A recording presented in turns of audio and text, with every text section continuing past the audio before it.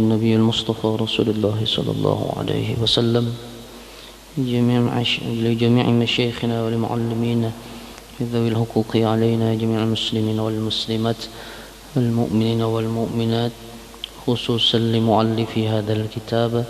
الفاتحة. أعوذ بالله من الشيطان الرجيم. بسم الله الرحمن الرحيم. الحمد لله رب العالمين الرحمن الرحيم مالك يوم الدين. إياك نعبد وإياك نستعين اهدنا الصراط المستقيم صراط الذين أنعمت عليهم غير المغضوب عليهم ولا الضالين آمين. السلام عليكم ورحمة الله وبركاته.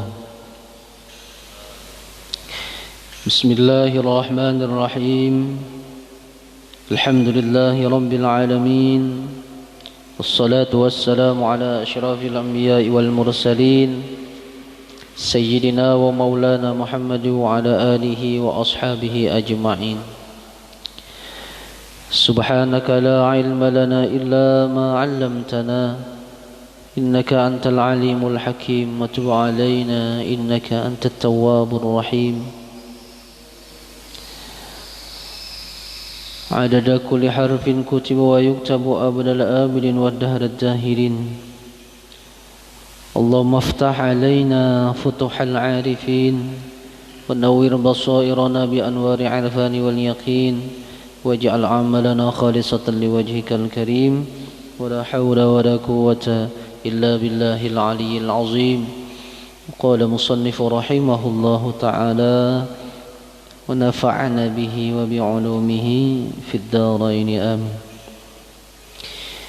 Jemaah yang dirahmati Allah Subhanahu wa taala,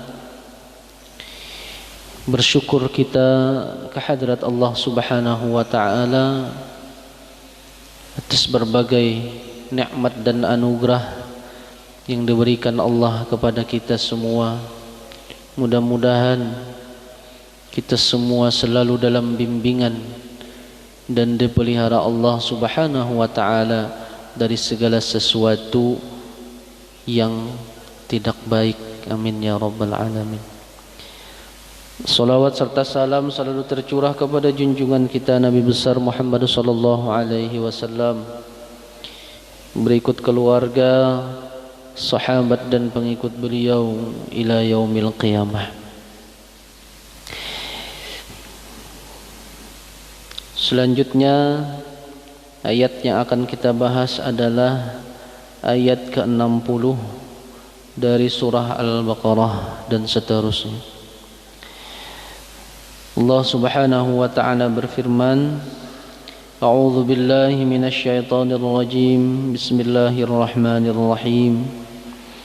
Wa idh istasqa Musa liqaumihi faqulna idhrib bi'asakal hajar فانفجرت منه 12 عينا قد علم كل أناس مشربهم كلوا واشربوا من رزق الله ولا تعثوا في الأرض مفسدين وإذ قلتم يا موسى لن نصبر على طعام واحد فادع لنا ربك يخرج لنا مما تنبت الأرض من بقلها وكثائها وفومها وعدسها وبصلها أتستبدلون الذي هو أدنى بالذي هو خير اهبطوا مصرا فإن لكم ما سألتم وضربت عليهم الذلة والمسكنة وباءوا بغضب من الله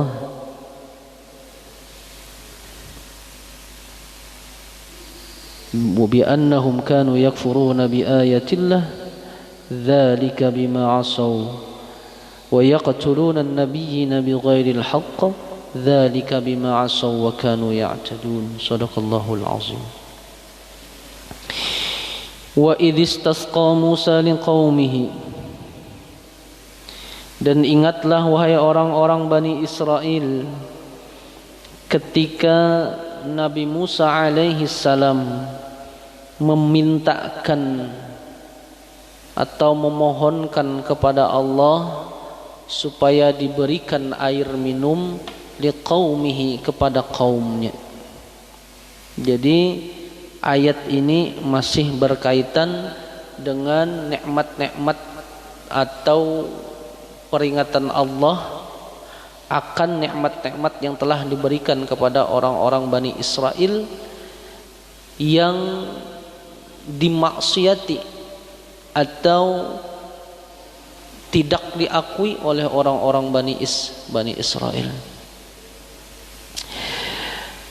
Wadhkuru, dan ingatlah ketika Musa memintakan atau memohonkan air minum untuk kaumnya fitih, ketika itu yang berada di padang tih.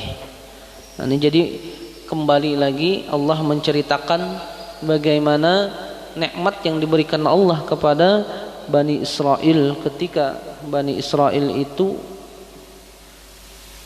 tersesat di lembah Tih selama 40 tahun. Di dalam tafsir yang lain dinyatakan ketika Bani Israel berada di padang Tih atau lembah Tih itu, mereka merasakan kehausan yang sangat haus. Pokoknya kehausan yang sangat haus. Kayak apa kehausan yang sangat haus tuh? Misalnya kita berjalan, anggap seharian ya, karada isi banyu gasan minum, hari panas benar, karing rakungan, pokoknya luar biasa bersengatan haus. Nah, lalu di sini Nabi Musa memohon kepada Allah supaya diberikan air, karena di lembah Tih itu jangankan air, mata air aja kadada. Jadi kada terbayangkan kayak apa tandusnya daerah itu. Anggap kayak di padang pasir, kada lalu makanan dan minuman. Fakul nadhib bi'asaqal hajar, maka kami katakan, kami wahyukan kepada Isa alaihi salam, idrib, pukullah bi'asaqal hajar, dengan tongkat engkau itu akan batu. Wa kanatil 'asa min asil jannah. Nah, jadi tongkat Nabi Musa itu terbuat daripada pohon yang ada di surga. Nah, jadi bukan sembarang tongkat. Tongkat berasal dari pohon surga. Tuluha asyratu azra'in ala tuli Musa alaihi salam. Dan panjangnya tongkat itu 10 hasta, sesuai dengan tinggi Nabi Musa alaihi salam. Nah, jadi ada riwayat mengatakan tingginya Nabi Musa itu 10 hasta.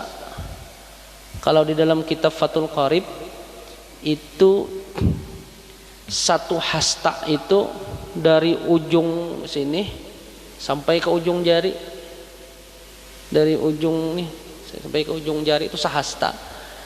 Nah, kalau diukur itu sekitar 61 cm sehasta kali 10 berapa tuh? 600 cm berarti 6 meter. Bayangkan tingginya. Ini masjid ini berapa tingginya? Sekitar berapa meter? Jadi ada riwayat yang mengatakan tingginya Nabi Musa itu 6 hasta. Nah, kalau dikonvensikan kepada timbangan ini kan itu ya sekitar 1 hasta itu 61,6 cm itu dalam Fathul Qarib. Nah, jadi kalau nya dikali 10 kan itu anggaplah 600 kurang lebih. Jadi 6 meter. Jadi tinggi tongkatnya itu panjangnya sama seperti tingginya Nabi Musa alaihi salam. Wah, luar biasa tongkatnya itu. Mun kita besi tongkat tua ini, wah, sakti. Sakti ya kalau saktinya kenapa? Karena tongkat itu ada beberapa keistimewaan. Ketika dipukulkan ke laut, laut terbelah. Maka terbelahnya itu bukan terbelah jadi satu saja, jadi 12 bagian. Ketika dilempar jadi ular. Ketika berjalan mengeluarkan cahaya. Harus sebelampuan lagi.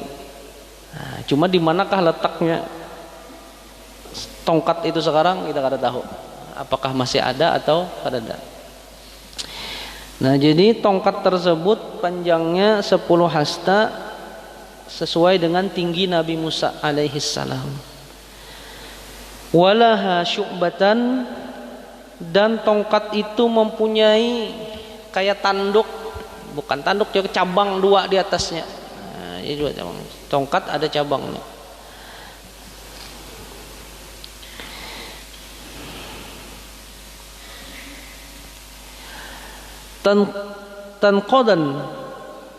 Tanqodani fi zulmah, yang menyala 2 cabang itu ketika di dalam gelap, atau mengeluarkan 2 cabang itu akan cahaya. Nah, jadi tongkat itu bercahaya.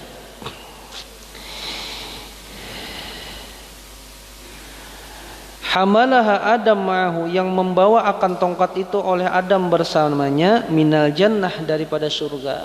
Jadi menurut riwayat, Adam ketika diturunkan ke bumi membawa tongkat itu. Nah, dari tongkat. Jadi sesuai aja dengan riwayat bahwasanya itu dari pohon surga. Kenapa? Karena Adam kan dari surga turun ke bumi. Cuma beberapa riwayat ada mengatakan itu kayu yang dibawa Nabi Musa dari Bukit Tursina, ada juga yang mengatakan itu. Nah, cuma Imam Nawawi memilih riwayat bahwasanya mengatakan tongkat Nabi Musa itu berasal dari kayu surga. Fatwarithuhal anbiya, maka mewariskan akan tongkat itu oleh para nabi. Hatta wasalat ila Syu'aib, hingga sampailah tongkat itu kepada Nabi Syu'aib alaihissalam. Fa'ataha li Musa, kemudian memberikan Nabi Syu'aib tongkat itu kepada Nabi Musa. Artinya tongkat ini itu sanadnya jelas. Sanadnya dari Nabi Syu'aib sampai ke Nabi Adam. Nah, ini artinya sanad. Nah, itu perlunya sanad, baik itu sanad keilmuan enggak. Nah, karena kalau sanad keilmuan itu jelas, ambilannya ini pun kawa dipertanggungjawabkan. Kan beda nih. Barang itu diberi oleh seorang tokoh lawan orang biasa. Kita nukar pulpen nih, nukar di pasar, harganya 5.000 aja. Kita yang memakai biasa aja. Cuma kalau pulpen itu dipakai oleh orang yang terkenal, tokoh lah, biar harganya 5.000 diberikan kepada kita, itu luar biasa tuh. Jadi tongkat ini pun sama. Artinya yang memberikannya siapa? Nabi Adam alaihissalam kepada Nabi Syu'aib, Nabi Syu'aib kepada Nabi Musa. Nah, jadi tongkat ini adalah tongkat yang luar biasa. Artinya jalur pengambilan tongkat itu jelas, bukan tongkat sembarangan. Nah, itu masalah tongkat. Waruya anna dzalikal hajara, dan ada juga yang meriwayatkan bahwasanya batu yang dipukul Nabi Musa yang diperintahkan oleh Allah itu hajaratur, itu batu yang dibawa Nabi Musa dari Bukit Tursina ketika beliau menerima wahyu. Jadi sempat membawa batu. Nah, itu menurut riwayat yang lain. Menurut riwayat yang lainnya, batu itu adalah batu yang dikejar Nabi Musa ketika Nabi Musa mandi. Nah, jadi wangal bahasa kita tuh, buntatnya orang Bani Israel itu. Nabi Musa alaihissalam, jadi di apa model bahasa kita tuh, disesambatinya. Karena dulu zaman Bani Israel itu syariat kada melarang membuka aurat. Jadi mandi itu boleh tanpa sehelai benang pun, boleh bercecangangan. Boleh, model syariatnya masih kada tidak mengharamkan aurat. Nah, ini nang lalakian gitu banyak tuh buka aurat. Apalagi mun mandi di barito. Karena aurat lakian itu kan bainas surah war rukbah, antara pusat lawan lutut. Di antara keduanya mun tak angkat daripada lutut, tak turun daripada pusat. Nah, berarti itu apa tuh? Aurat sudah. Nah, jadi ketika itu syariat tidak melarang terbukanya aurat. Cuma saking menjaganya Nabi Musa kepada murahnya, Nabi Musa kada pernah sekalipun mandi dengan melepaskan pakaiannya. Lalu orang Bani Israel pada saat itu menyangka Nabi Musa ini kada suah mandi kayak kita, berarti Nabi Musa ini awaknya itu berpenyakit. Awaknya itu berpenyakit, pastinya basic kelainan di penyakit kelamin lah bahasa kita. Nah, pasti kayak itu dah. Fabarra'a ini ada di dalam Al-Quran surah Al-Qasas kalau kada salah. Ya ayyuhalladzina amanu la takunu kalladzina adzaw Musa. Wahai orang-orang yang beriman, janganlah kalian menjadi orang-orang yang menghinakan Musa. Faba'arrahu Allah mimma qalu, maka Allah menunjukkan kebenaran dengan apa yang mereka sangkakan. Nah, jadi sangkaan mereka Nabi Musa itu berisi penyakit di badan. Lalu ketika Nabi Musa mandi, artinya kada berkumpul lawan orang, mandi sidin sorangan, diandak sidin pakaian itu di batu. Lalu Allah ingin menunjukkan batunya buka.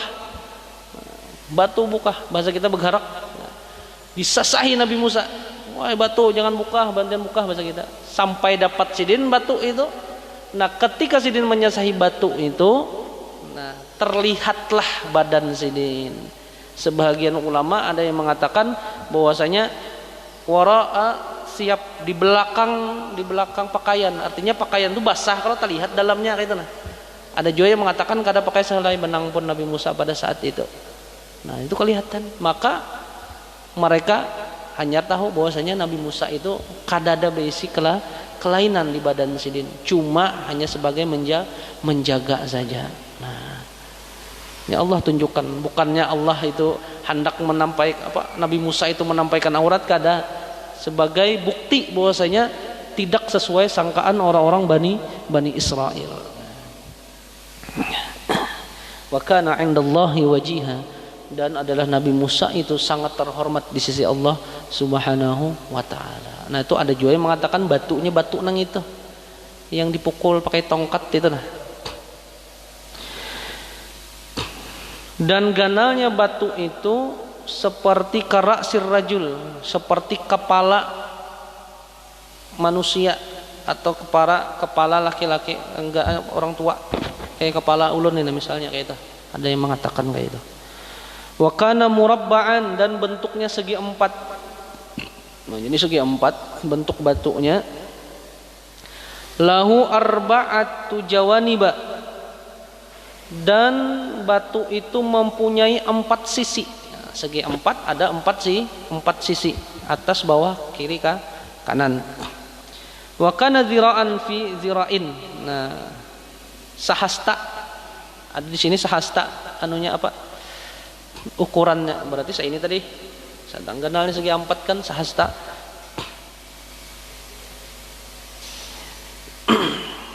Yanba'u min kulli wajhi salasatu a'yunin, dan mengeluarkan pada tiap-tiap sisinya itu 3 mata air. Setiap sisi ada 3 mata air, berarti 3 kali 4 12 mata air yang keluar dari batu itu ketika dipukul Nabi Musa dengan tongkatnya. Jadi ketika dipukul keluar banyunya, ketika dipukul keluar banyunya. Wah, ini mukjizat. Mengapa Allah kada langsung menurunkan hujan? Padahal kan misalkan Nabi Musa meminta, ya Allah turunkanlah kami air untuk minum. Kenapa kada langsung diturunkan Allah hujan pada saat itu?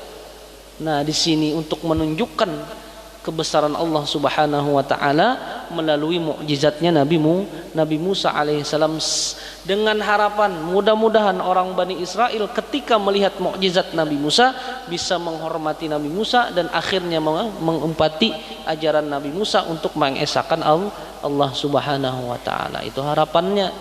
Nah, cuma sekali lagi kembali kepada tabiat orang-orang Bani Israel.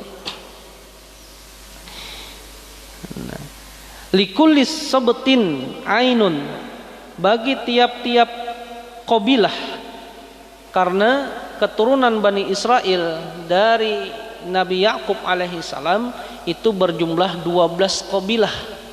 Nah, itu yang dibawa Nabi Musa lari dari Firaun. Nah, jadi batu itu mengeluarkan 12 lagi mata air. Tiap-tiap qabilah dapat satu mata air. Tasilu fi jadwalin ila dzalika sibti, dan dia mengalir sesuai urutannya. Sesuai urutannya kepada orang-orang Bani Israel yang 12 qabilah itu. Jadinya kada berabut. Jadi misalnya kabilah ini sebuting. Jadi bergiliran. Kada pernah berabut.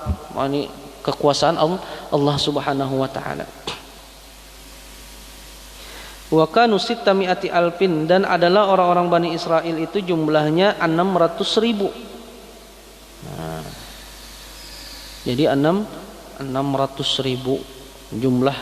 jumlahnya dibagi 12, berarti satu qabilah itu jumlahnya sekitar 50.000 orang yang minum dari batu itu. Wakila, dan ada juga riwayat yang mengatakan kana hajaran a'tahullahu alaihi. Ada juga yang mengatakan batu itu adalah batu yang diberikan Allah kepada Nabi Musa. Alaihi, atasnya batu itu isna asyra sadian, ada 12 tempat minum. Kalau sadian ini bahasa kasarnya, mohon maaf, kalau di kamus sadian itu mohon maaf kayak payudara perempuan tuh. Nah, itu sadian. Jadi di batu itu yang 12 sisi itu ada nangka itu. Nah, kalau kita pernah melihat kambing menyusu atau sapi itu kan ada di sini. Nah, jadi kayak itu bentuknya. Nah, kasadil mar'ati, nah seperti buah dada perempuan. Jadi bandak di 4 sisi itu 12 itu yang kayak. Jadi kalau orang Bani Israel anak minum tinggal manu aja lagi. Ya pian canggih ini. Nah, ini kecanggihan dari Allah. Kita tahu ini kan ada nang kayak itu. Ada nang canggih aja kan. Kalau sudah di kota-kota besar itu kalau kita berwudu, kalau surung tangan keluar banyu, itulah surung tangan kena tarik mati banyunya, surung keluar banyu, kayak sistem sensor. Kalau kita di Muara TV kan ada, kalau masih gitu masih berputar keran. Nah, kalau di kota-kota besar itu kan surung tangan sensornya keluar banyu, canggih juga sudah. Cuma kadakawa mengalahkan kecanggihan Allah Subhanahu wa taala. Nah, dan airnya itu dapat diminum ketika Nabi Musa memukulkan tongkatnya. Jadi pukul tongkatnya keluar banyunya, pukul tongkatnya keluar banyunya. Famfarajat minhu isnata asyrata aina, dan memancar dari batu itu 12 mata air. Nah, sudah. Di ayat lain redaksinya pambajasat. Pambajasat itu rembesan yang menghasilkan infajarat, yang menghasilkan pancaran air. Qad alima kullu unasim masyrabahum, sungguh telah mengetahui oleh tiap-tiap golongan atau tiap-tiap qabilah itu masyrabahum, akan tempat minum mereka. Jadi kada huruf. Jadi 12 itu kada datang kabilah ini menyerang ke situ, kada ini ke situ, kada, tapi sudah ketahuan bahwasanya ini tempat minum mereka, ini tempat minum mereka, ini tempat minum mereka. Sudah terbagi itu. Nah, kalau di tafsir Ibnu Katsir itu dinyatakan ketika Nabi Musa meletakkan batu itu diambil dari setiap qabilah itu perwakilan satu orang laki-laki berdiri di tempatnya masing-masing. Nah, jadi ketika dipukulkan itu keluar banyu, jadi yang laki-laki itu memanggil qabilahnya. Ada yang mengatakan kayak itu sejarahnya. Nah, yang pastinya batu yang mengeluarkan air itu dapat sepuasnya mereka minum airnya tanpa pernah habis. Catuk ada terus banyunya. Walaupun di padang Tih itu, di lembah Tih itu Tidak ada sama sekali mata air, cuma dari batu itu keluar mata air dengan kekuasaan Allah Subhanahu wa taala. Nampak bujur, kelihatan di mata orang-orang Bani Israel. Nampak ya kalau berhadapan melihat mukjizat. Kalau kita wahini kada pernah melihat mukjizat Rasulullah. Mukjizat satu-satunya yang sampai waktu kita wahini adalah Al-Qur'an. Mukjizat terbesar Rasulullah itu adalah Al-Qur'an yang kawa kita lihat, yang kawa kita baca, yang kawa kita amalkan. Tetapi amalan kita, walaupun kita kada pernah melihat Nabi, walaupun kita kada pernah menyaksikan bagaimana mukjizat Nabi, tapi Allah memberikan kita kemuliaan. Amalan kita itu, satu amalan kita berbanding 1000 amalan orang Bani Israel. Satu aja amalan kita bandingannya 1000 orang Bani Israel. Disebutkan di dalam kitab Syarah Ratibul Haddad, barang siapa yang ketika dia meninggal dunia lalu ditulis Bismillahirrahmanirrahim di dahi dan di dadanya, ini ada di situ, maka akan diluaskan kuburnya yang pertama, lalu nanti akan ditimbang amalannya itu, 1 rakaat solatnya itu sama dengan 1000 rakaat orang-orang Bani Israel. 1 rakaat. Kita sehari berapa? 17 rakaat. Berarti berapa tuh? 17.000 sehari kita sholat itu lah. Sama 17.000 rakaat orang Bani Israel. Lalu protes orang Bani Israel, kenapa buhannya kayak itu sekali aja sama kayak 1000 kami? Apa ujar Allah? Karena di dalam sholatnya itu ada Bismillahirrahmanirrahim. Jadi jangan sepelekan Bismillahirrahmanirrahim. Dan sebelum Allah menciptakan kolam, kursi, itu Allah menciptakan Bismillahirrahmanirrahim. Jadi luar biasa Bismillah ini. Kalau kita baca dengan penuh keikhlasan kepada Allah, itu luar biasa apa fadilatnya. Nah, makanya orang Bahari itu kan Bismillahirrahmanirrahim aja. Harat-harat orang Bahari. Kita wah ini Bismillahirrahmanirrahim, tajun ka batang aro tanggalam juga. Keyakinannya kada ada. Kadang-kadang keyakinan ada, cuma kada full.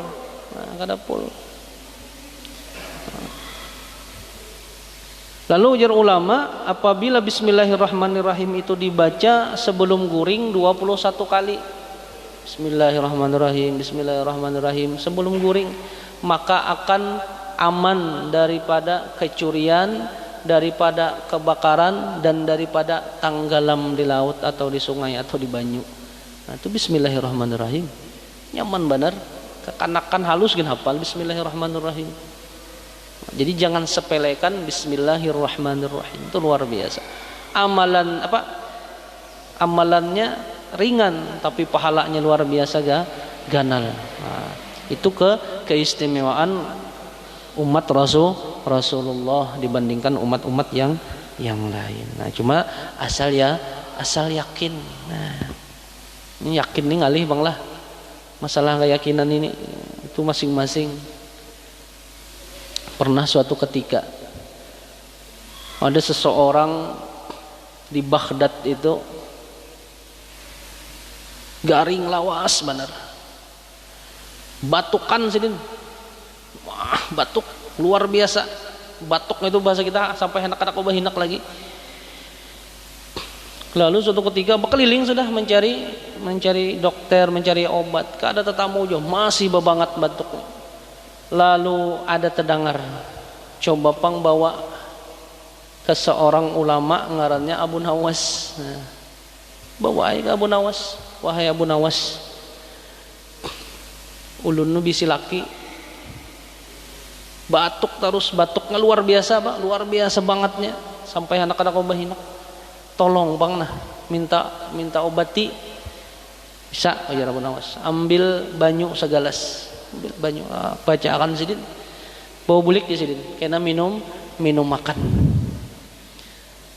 Esoknya datang bininya menyari-nyari ke Abu Nawas. Nyari-nyariknya apa? Pian bari banyu apa laki ulun? Ulun minta obati. Kenapa jadi kayak ini? Ujar Abu Nawas, kenapa garang? Laki ulun meninggal. Meninggal lagi. Ujar Abu Nawas, pulang batakun lawan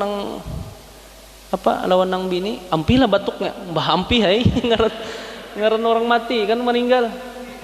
Ujar Abu Nawas, pian kan minta sembuhakan batuk kan. Jadi ulun doakan supaya ampi batuk salawasan pas mati. Orang mati kada bisa batuk lagi. Artinya apa? Ya keyakinan tadi bang. Ini wallahu alam lah bujur apa kada kisah ini. Tapi bujur juga kan, bujur juga. Orang mati pasti batuknya ampi. Nah, kada banyak bandel. Nah, itu kisah. Masalah kayak keyakinan. Nah, ini ada juga dikisahkan oleh guru kami. Hasidin ini hendak tulak ke Banjarmasin, lalu singgah di kandangan. Kandangan itu kan ketupat kalau lah, ketupat. Nah, pas makan di warung ketupat itu, anak tukang warung nih menangis kada ampi-ampi. Dari awal datang sampai habis makan ketupat menangis, maka jingkar nang itu menangisnya. Kayak anak, pokoknya kuciak jingkar banget. Lalu ujar perguruan kami ini kan ke Banjar pakai tapi, pakai baju, pakai kupiah. Jadi orang ini kan melihat, pasti orang anu nih. Nah, coba mintakan banyu lawan sidin, datang ya. Huruk aja. Anak kulon ini menangis terus, kawakah diampihakan. Aku di sini kan bisa juga. Ayo aja barang aja dibaca sidin. Ayo. Bacakan aja sidin bawa banyu. Bacakan, minum makannya sidin. Harap habis diminum ampih langsung.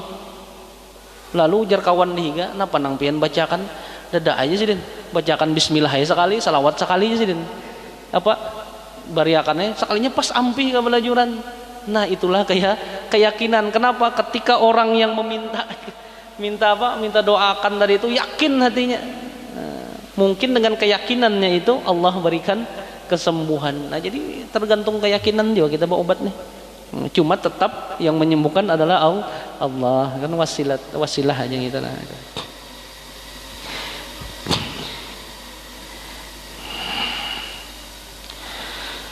Kulu minal manna wassalwa, makanlah daripada manna dan salwa. Jadi kan di tih itu kan diberikan manna. Manna itu kan kayak madu yang apabila makanan itu dicacap pas itu nyaman. Nah, sebagai campur makanan. Dan salwa itu kan kayak burung. Nah jadi itu makanannya daging, campurannya supaya nyaman itu salwa. Minumannya apa? Ya tadi yang keluar dari batu tadi. Washrabu, nah minumlah daripada mata air yang keluar dari batu tadi. Mir rizkillah, nah itu adalah dari rizki dari Allah subhanahu wa ta'ala. Ai kulu washrabu min rizkillah, makanlah dan minumlah daripada rizki Allah yang didatangkan kepada kalian bila ta'ab, dengan tanpa susah payah.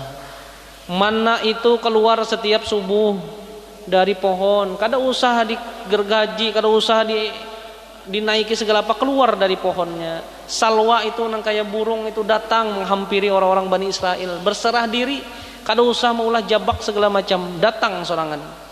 Itu bila ta'ab ngarannya. Lalu banyunya lagi, mata air itu hanya dengan dipukulkan tongkat Musa keluar mata airnya sepuasnya. Nah, makalah nikmati itu jar Allah Subhanahu wa taala. Nah, tetapi sekali lagi sifat orang-orang, sedikit ayat ini. Wa idh qultum, maka ketika mereka disuruh menikmati apa yang adanya, mereka mengatakan kepada Musa, ya Musa, wahai Musa, lan nasbira, kami ini kada bisa sabar ala tu'ami wahid, hanya dengan satu makanan nang itu aja. Padahal makanannya nyaman, kada mendatangkan penyakit, banyak manfaatnya, dan dicari tanpa susah payah ada sorangan. Cuma orang Bani Israel kada mau. Kami kada kawa dengan hanya satu makanan.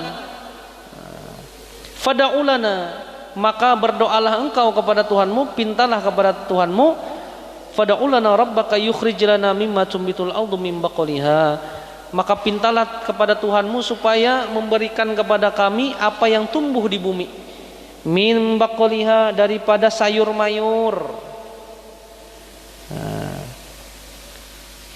kal karfasi, seperti seledri, wal kurros, bawang bakung ada tahu lah, kayak daun bawang, kayak bawang apa, kayak daun bawang itulah. Wa kithaiha, dan mentimun, bilungka.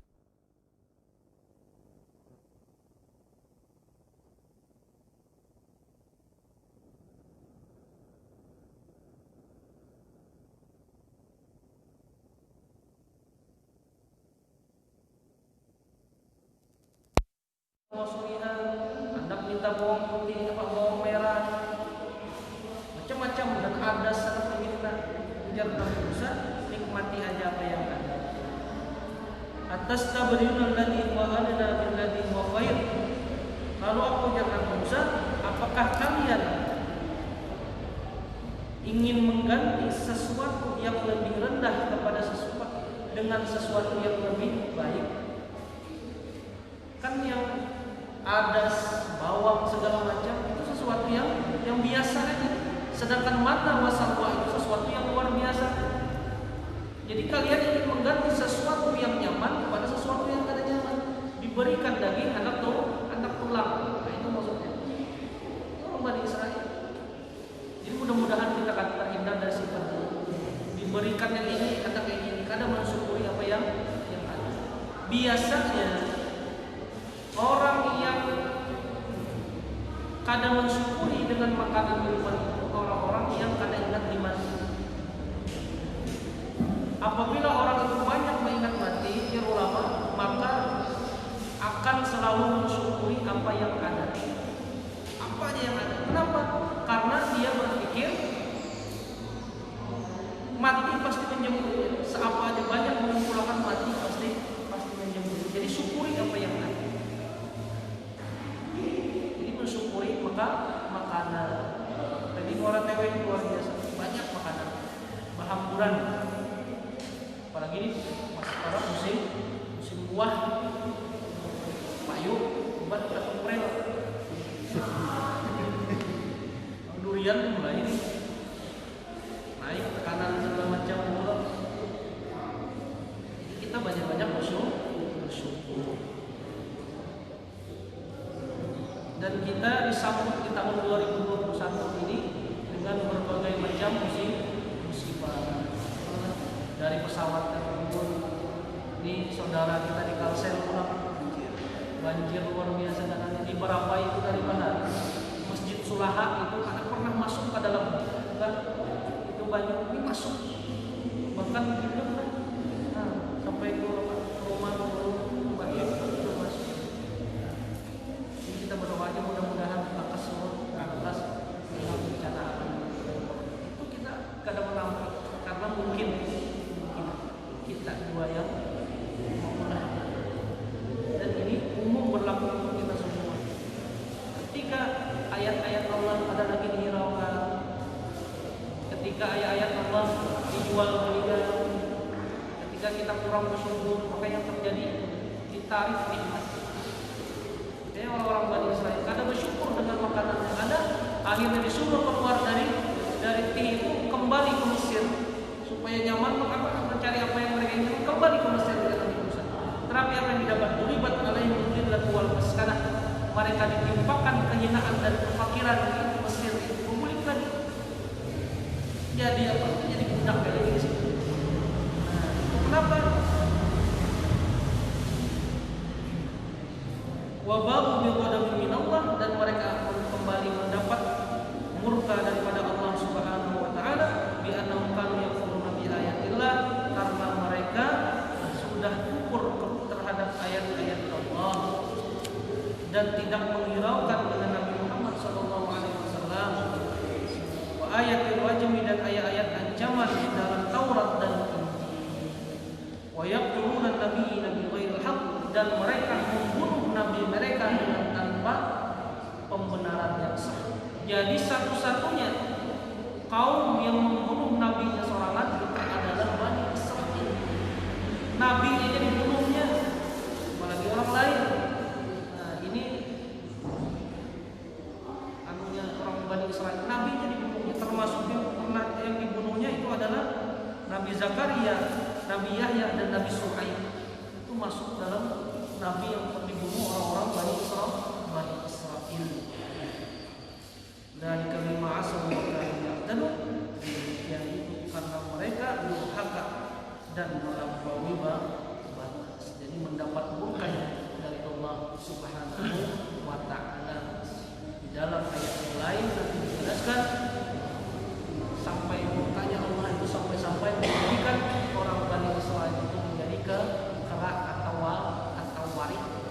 Itu ada kita lihat adalah iktibar bagi kita semua bahwasanya ayat yang kita bahas ini 61 dan 62 surah Al-Baqarah ini supaya kita banyak-banyak bersyukur dengan nikmat makanan, nikmat minuman, nikmat sumber daya alam yang ada di daerah, dengan harapan mudah-mudahan dengan syukur kita itu Allah tambahkan nikmat kita, dan mudah-mudahan Allah ada tarik nikmat itu dari betapa luar biasanya. Kita bayangkan kalau Allah tarik itu semua. Bayangkan kalau balik tarik, apa kita semuanya sudah ada dalamnya.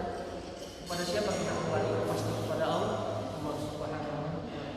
Mudah-mudahan kita selalu dapat pertolongan dari Allah Subhanahu wa taala, dan mudah-mudahan hati kita selalu dilembutkan oleh Allah Subhanahu wa taala, dapat menerima kebenaran, dapat menerima petunjuk dan nasihat dari para ulama, dan mudah-mudahan kita semua dimasukkan dalam keadaan husnul khotimah dan bersyafaat kepada Rasulullah sallallahu alaihi wasallam. Amin. Wallahu a'lam bishawab.